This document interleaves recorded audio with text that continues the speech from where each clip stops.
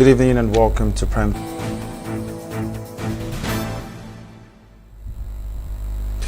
Good evening and welcome to Primetime News on Mitv. I am Victor Daniels. News on Mitv. I am Victor Daniels.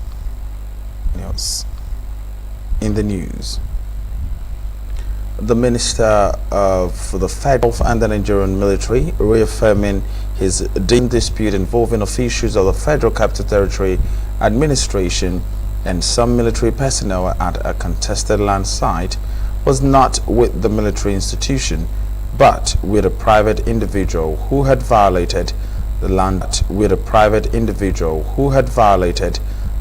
laws.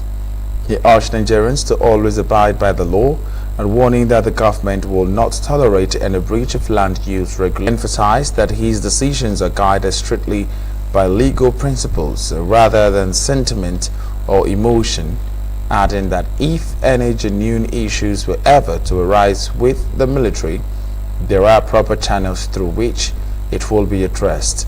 He explained that he intervened only after the senior FCTA officials were assaulted while carrying out their legitimate, stressing that as a minister that he could not remain silent in the face of such an attack. Wike reiterated that the FCTA administration has made a mandate to safeguard the integrity of Abuja's master plan and ensure that all developments conform to approved land use regulations. He further noted that the FCTA has always maintained a cordial and respectful relationship with the military hierarchy in addressing land ownership matters.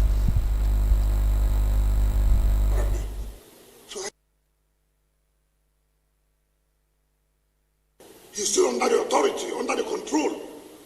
Before them, President Jonathan had awarded a contract to develop another city, which was close to the military, but awarded the contract, not to me.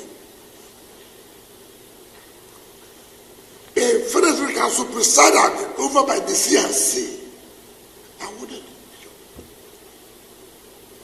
The contractor went there, he was just away. I wrote a letter. We met. The late chief of army staff, Alabangi, was there. The former chief of defense staff was there. These same ministers of defense, they were all there.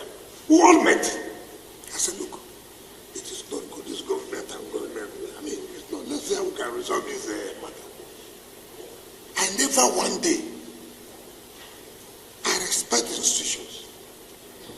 And I know what it takes. Even as a government. The Nigerian Midstream and Downstream Petroleum Regulatory Authority on Thursday said it is no longer considering implementing the planned 15% duty on imported petroleum products.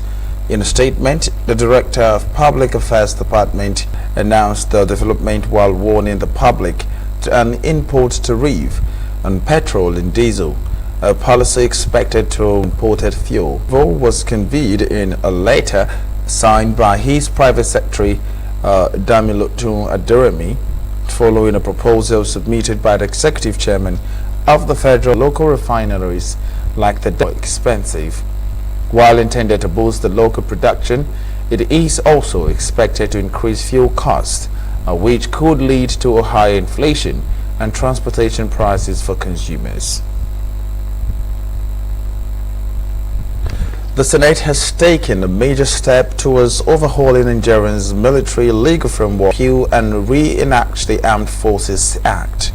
Sponsored by Senator Abdulaziz Yaradua, Katsina Central, the proposed legislation aims to establish a modern, constitutionally compliant and operationally responsible legal structure for the Armed Forces of Nigeria.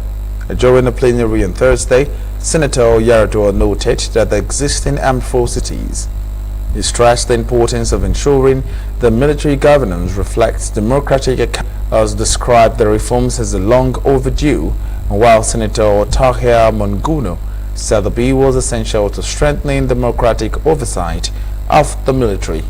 Senator Samson Ekong added that the measure represents a significant step towards deepening Nigeria's defense policy framework. Meanwhile, the Deputy Senate President puts the outdated fines like 200 naira or 500 naira to non-commissioned officers to boost morale and fairness. Many democracies modernize their military laws to ensure justice, accountability, and professionalism. Nigeria cannot afford to lag behind. This bill therefore places our military legal system in step with global best practices and strengthens our reputation in international. Mr. President, it's a long time and there is a need to, as we evolve, especially the armed forces, efficiency.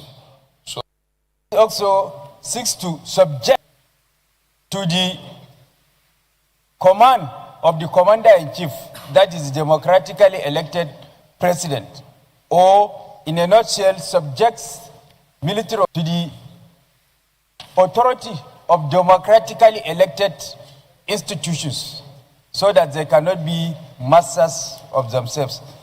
I am very thrilled by the nuances of fair hearing that have been fully contemplated in this bill. It's very important that the principles of fair hearing, that the principles of our constitutional process be fully followed. So on behalf of Akwa Ibom South, I throw my weight behind this bill as part of a wider process of reform that will deepen the contents of our